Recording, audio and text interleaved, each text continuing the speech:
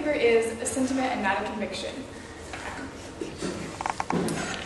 On June 19, 2012, the Southern Baptist Convention, hereafter SBC, elected its first African-American president, Reverend Fred Luter. His election occurred almost 20 years after the convention passed an official resolution for racial reconciliation. In June 1995, the SBC had at long last conceded that its relationship with African Americans had been, quote, hindered from the beginning by the role that slavery played in the formation of the Southern Baptist Convention, end quote. The convention had formed in 1845 when Baptists from 9 southern states split from the National Association of Baptists over the issue of slavery. From that moment forward, the SBC's relationship with African Americans has been a fraught and complex one. Nowhere is this troubled attitude better demonstrated than in the convention's hypocritical commitment to African American Christian education after emancipation. Like many white Southerners, white Southern Baptists feared the social impact of unleashing so many people from slavery. Though its concerns were not explicitly stated in the proceedings, the immediate post-emancipation rhetoric of the Southern Baptists implied that former slaves turned freed men and women would prove to be vagrant, debauched, and immoral. Southern Baptists blamed those anticipated behaviors on their lack of Christian education. In 1863, the Biblical Recorder ran an article from the Religious Herald entitled Religious Instruction of the Colored People. The author writes, "Are we doing what the Master requires of us toward teaching our servants the way to be saved? Are there not thousands of servants, the property of members of our churches, who are as ignorant of the plan of salvation as the heathen in Central Africa? If the Holy Spirit deigns to illumine the dark mind of one colored person, may we not hope that his sanctifying influences will be bestowed upon the thousands who are now ignorant of the true word of God?" The Southern Baptists thought the supposed ignorance of the black slaves would threaten communities once slaves were freed.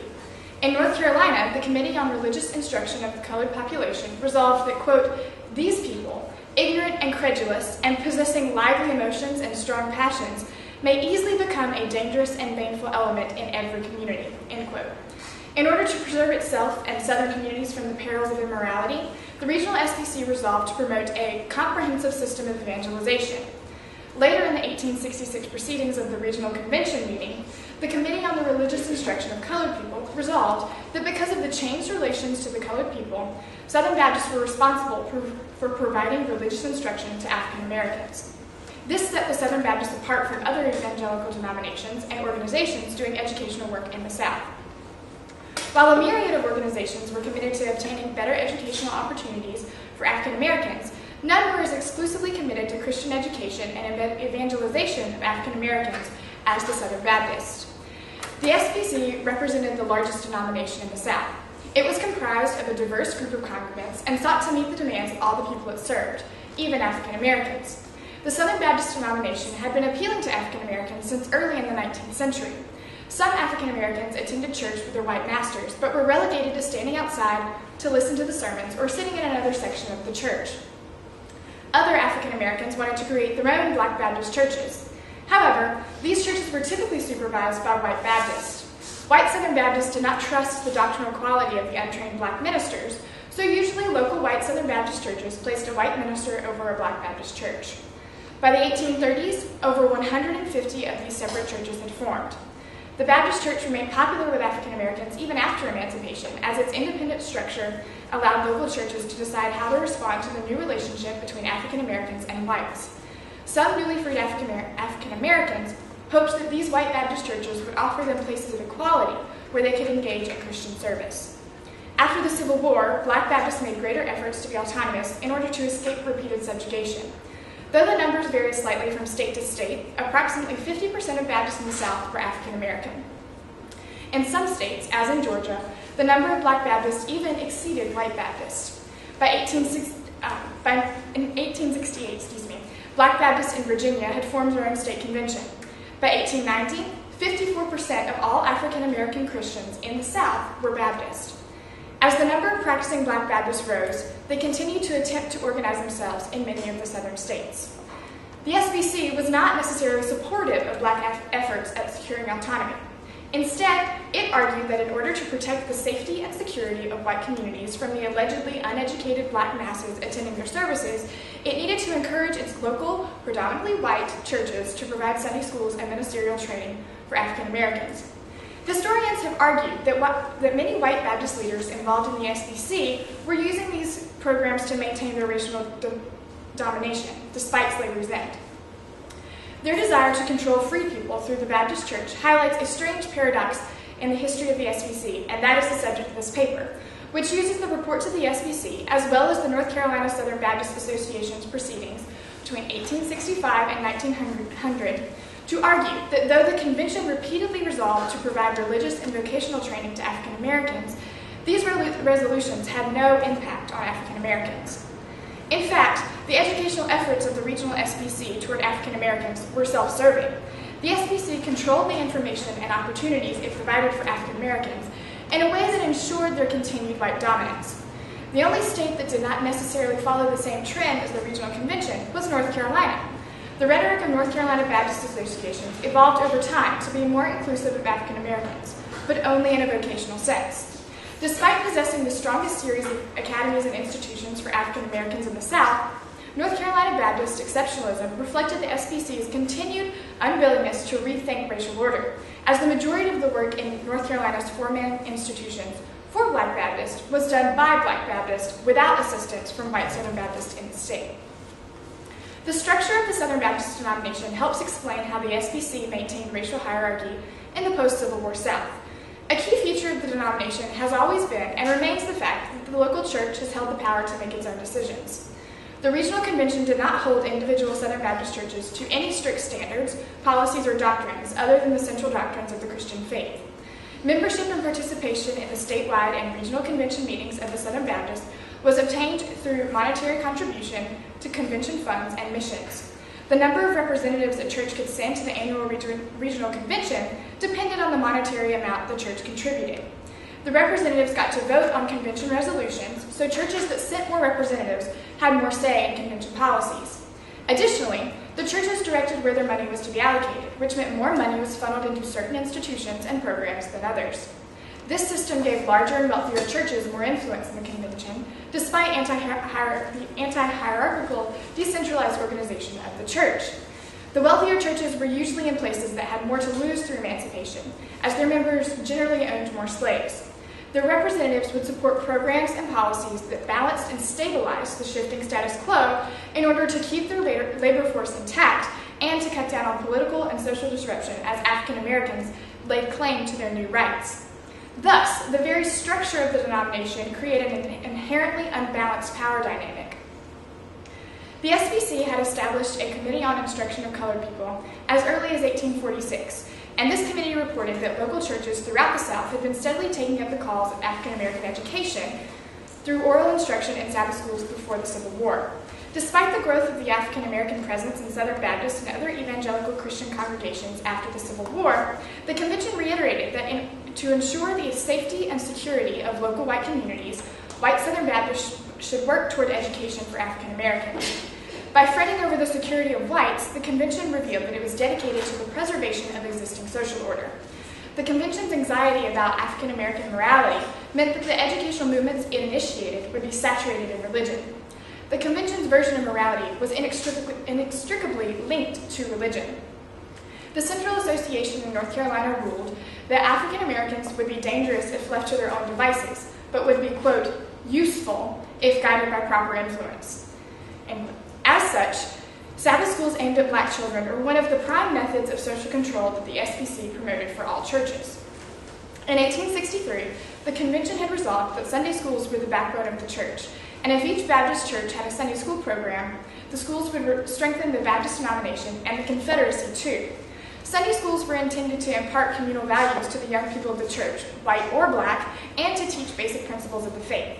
Therefore, a church could indoctrinate local children with whatever ideas the instructors and leadership deemed appropriate. In the antebellum period, churches focused primarily on Sunday schools for white children, but classes for free Blacks and slaves also existed. Some plantation owners organized classes for their slaves as they believed that Christian teachings would promote good behavior. After the war, Sunday schools remained racially segregated.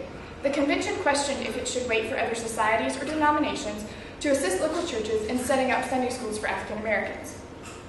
Basil Manley Jr., chairman of the Sunday School Board, reported, "While all the valuable service formally rendered by that organization is cheerfully acknowledged, Your committee believed that the time has come for us, as a denomination, to commence this work on our own account.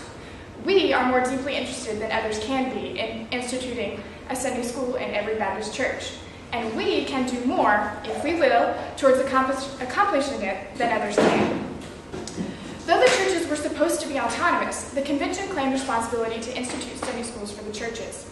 The convention wanted to exert its influence over them and thereby strengthen the authority of the denomination, especially in black churches, since Northern philanthropic organizations had shown an interest in setting up schools for African Americans.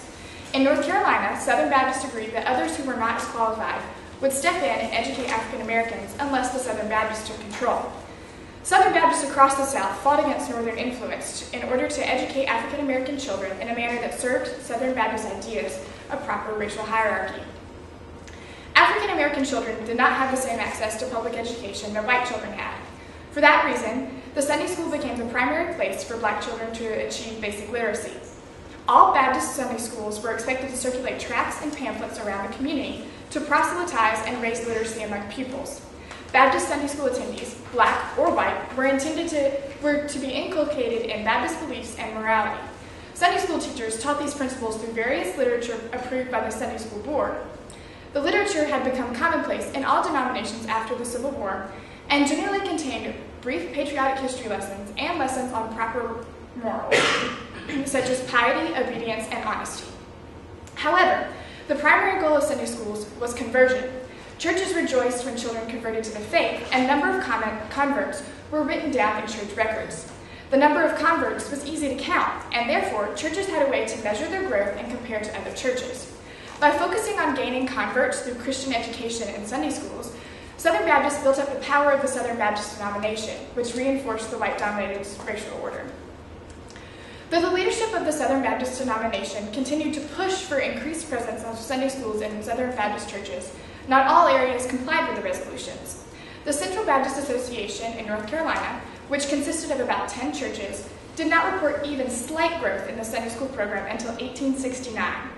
In fact, in 1870, the Secretary of the North Carolina Baptist State Convention reported that across the state, he found a, quote, general dislike among the churches to paying salaries of agents, end quote. Those agents were sent from the state convention to help establish Sunday schools and had to be financially supported by the church they assisted. In 1880, the leaders of the Central Association meeting were still concerned that there were too few Sunday schools operating among the churches. Briar Creek Association, a larger association of 29 churches located throughout what is now Wilkes County, North Carolina, reported similar struggles in inspiring churches to rally to the cause of Sunday schools. Leadership in Southern Baptist associations and in the regional convention prodded the local churches for almost 20 years and still saw unsatisfactory growth. At the ground level of the denomination, there was a great deal of ambivalence about who should be in charge of African American educational efforts. Few white teachers wanted to volunteer to teach African Americans. Some white Southern Baptists were proponents of leaving African Americans to their own devices, while others wanted to be proactive in the effort.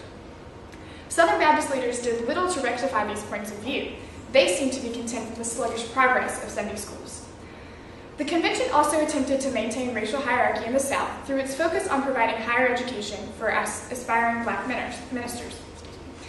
However, the SBC did not truly commit to institutions of higher learning until the 1870s.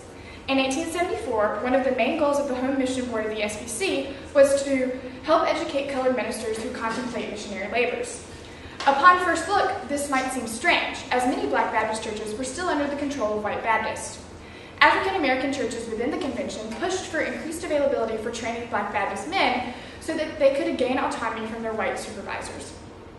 Some African Americans were more comfortable worshiping with other African Americans, so they would be more likely to join Southern Baptist churches with black ministers.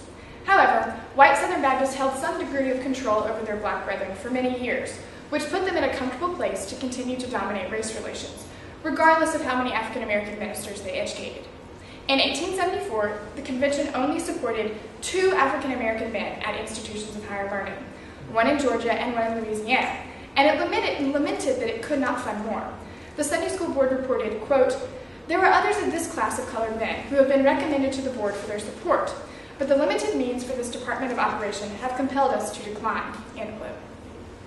Again, the convention showed unwillingness to make a motion to meet the need of the African American communities, citing monetary problems, despite its sustained rhetoric committing itself to training black men for the ministry. By not providing for the education of black ministers, the convention ensured that white Southern Baptist churches would continue to doubt the doctrinal strength of the teaching of black ministers, and thus justify white supervision of black churches. The convention's lack of support for black higher education fell in line with its other self-serving measures. Though it claimed to support complete segregation, it did not want to relinquish control to black ministers. This meant that Southern Baptist churches, on the whole, would continue to be biracial, but white Southern Baptists would still be more dominant in the power dynamic between races. Too many autonomous black churches would disrupt the racial order that the convention protected so assiduously. By thinking they were retaining control of black Baptists, the SBC could continue to assume it was amassing more influence in the post-war South. The more congregants that worshipped in Southern Baptist churches, be they black or white, the more esteem the Southern Baptist Church accrued. One exception to the SBC trend is the response of North Carolina Baptists to black Baptist needs for ministerial training.